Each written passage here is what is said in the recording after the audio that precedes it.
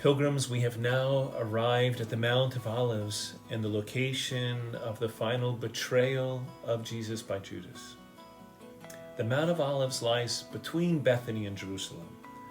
On the other side of Bethany is the Mount of Olives. Then there's the valley where Gethsemane is. And then as you go up the other side of the valley, you go up Mount Zion, and you can see the walls of the old city of Jerusalem.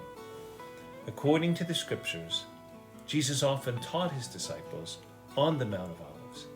And it was there that he gave them and us the vision of his second coming that we read on Judgment Sunday. That's the Sunday where, as we're leading up to Great Lent, we read about Jesus separating the sheep and the goats, one from the other. At the foot of the Mount of Olives, there is a garden which in the Gospels bears the name Gethsemane, derived from the Aramaic word for oil press. This is the location Jesus spent the night of his betrayal, praying to his Father in agony. He prayed alone, for Peter, James, and John, who he had brought with him, continually fell asleep instead of keeping watch.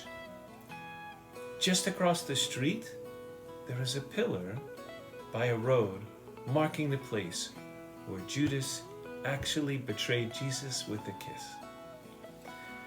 When a pilgrim stands in the midst of Gethsemane, or when they go into the church known as the Church of All Nations, where there is the actual stone believed to be the place where Jesus knelt and prayed those 3 times to his Father, asking that the cup of suffering which he was about to endure be removed, the pilgrim is struck by the intensity of the moment which faced our Lord.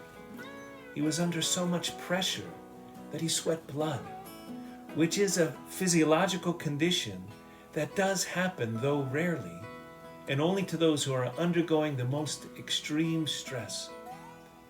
We are reminded of the words of our Lord to his drowsy disciples that night.